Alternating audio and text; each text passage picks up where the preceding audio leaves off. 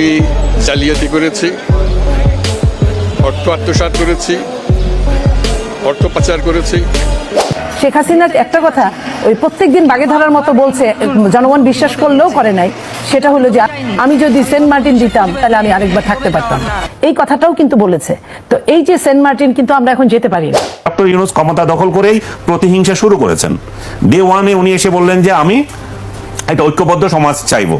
সে ঐক্যবদ্ধ সমাজের কথা বলে তিনি সমাজকে টুকরা টুকরা করে ফেললেন। যতক্ষণ পর্যন্ত আমাদের গায়ে বিন্দুমাত্র শক্তি থাকবে, উইল নেভার কম্প্রোমাইজ দ্যাট। সরকার যেটা আমরা বলি, যেটা তাদের সেই সরকারের অস্তিত্ব বিলীনের পথে। বিশ্ব শান্তি প্রতিষ্ঠার একজন নোবেলজয়ী ডক্টর ইউনূস, যিনি বর্তমান সময়ে বাংলাদেশের শান্তি প্রতিষ্ঠার নামে যেন অশান্তি সৃষ্টি করেছে, এমনটাই দাবি করেছে রাজনীতি বিশ্লেষকরা।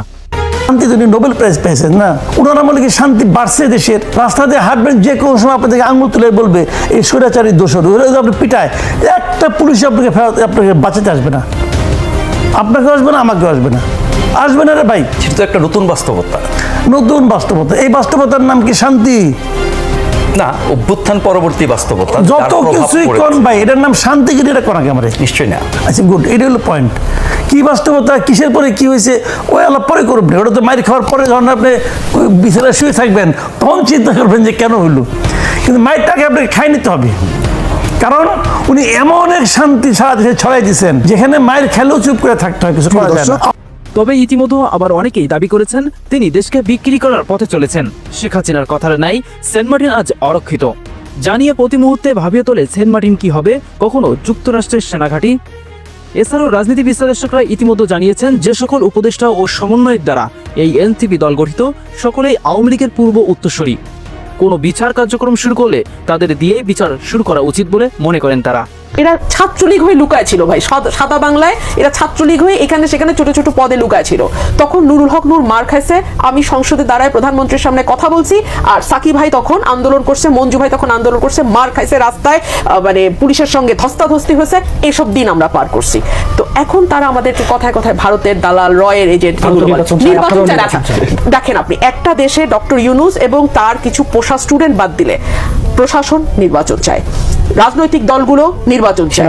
আমি কনজারভেটিভ বলছি 55টা, নূর ভাই বলেন 100টার মতো, মানে নিবন্ধিত অনিবন্ধিত সকল দল নির্বাচন চায়, সেনাবাহিনী নির্বাচন চায়। নির্বাচন চায় না শুধু এই 26%। এই যে আমাদের এই সরকার না খুব মানে উপরের জিনিসগুলো খুব ভালো দেখায়। আশিক চৌধুরীকে নিয়ে এসে একটা চমৎকার প্রেজেন্টেশন দিল, এবং তারপরে দেখা গেল প্রথম আলো রিপোর্ট বলছে 26% বিনিয়োগ কমে গেছে গত বছর 9 মাসের সাথে এই বছর 9 মাস তুলনা করলে। Foreign direct investment 26%। নির্বাচনটাই সব সংকট থেকে উত্তরণের একমাত্র না, আমি শুধু একটা কথাই বলবো, অনির্বাচিত সরকারের চেয়ে নির্বাচিত অতি খারাপ সরকারও অনির্বাচিত সরকারের চেয়ে বেটার। সাজিদ আলম যে বঙ্গবন্ধু নিয়ে ভাষণ দিয়ে গলার স্বর ফুলাই ফেলাইলো, এই সাজিদ আলম সে হলো এখন ডিসাইডিং ফ্যাক্টর। সে সিদ্ধান্ত দিবে যে তুমি জুলাই যোদ্ধা আর তুমি স্বৈরাচারের দোষর। তো তুমি যখন ওই ভাষণ দিয়ে পুরস্কার পেলা তখন তুমি স্বৈরাচারের দোষর আছিলে না? তুমি করলে পরে ওই যে বলেন না একটা কথা যে কৃষ্ণ করলে লীলা আর আমি করলে লুচ্চামি নাকি? এছাড়াও গতকাল বগুড়ার এক বিএনপি সমাবেশে বিএনপির এক কর্মী জানান আওয়ামী লীগকে বাদ দিয়ে কোনোভাবেই নির্বাচন সম্ভব নয়। আওয়ামী লীগ অন্যায় করছে, হত্যা করছে, এই দোহাই দিয়ে আওয়ামী লীগকে যদি এখন আবার নির্বাচন থেকে বাইরে রাখতে চাই, তখন দেখবেন যে বড় অংশের একটা ভোটার হয়তো ভোট কেন্দ্রেই যাবে না। এবং সেই সাথে আরো একটি ভিডিও ফুটেজ দেখা মেলে যেখানে স্পষ্ট বক্তব্যে জানাচ্ছেন 2 দিনের এই এনসিপিরা কিভাবে এত বড় একটি দলকে ব্যান করে। অর্থাৎ এখানে স্পষ্ট অন্যান্য দলগুলো আওয়ামী লীগের এই পতন বা নির্বাচনে বাধা কোনোভাবে মেনে নিতে পারছে না। 3 দিনের ভুয়া আন্দোলন করে স্বাধীনতার নেতৃত্বকারী একটি রাজনৈতিক দল, বাংলাদেশের সবচেয়ে পুরনো একটি রাজনৈতিক দল, সেই দলকে বাংলাদেশে নিষিদ্ধ করেছে, যেটা রাজনৈতিক ভাবে সঠিক সিদ্ধান্ত হয়েছে বলে আমি বিএনপির একজন কর্মী হিসেবে মনে করি না। তবে শুধু রাজনৈতিক বিশ্লেষক দল বা রাজনৈতিক দলগুলো নয়, দেশের এক সংখ্যাগরিষ্ঠ জনসংখ্যা ইতিমধ্যে জানিয়েছে নির্বাচনে আওয়ামী লীগের অংশগ্রহণ না থাকলে ভোট কেন্দ্রে ভোট দিতেই যাবেন না তারা। আওয়ামী লীগের আওয়ামী লীগ তো নির্বাচন করবে না, তাদের কার্যক্রম তো নিষিদ্ধ। ভোট দিতেন না, মানে আওয়ামী লীগ নির্বাচন না করলে ভোট দিবেন না। আপনার আওয়ামী লীগ না করলে, আওয়ামী লীগ নির্বাচন করলে আমরা ভোটে দিতেন না। আগে দরকার আওয়ামী লীগ সরকার।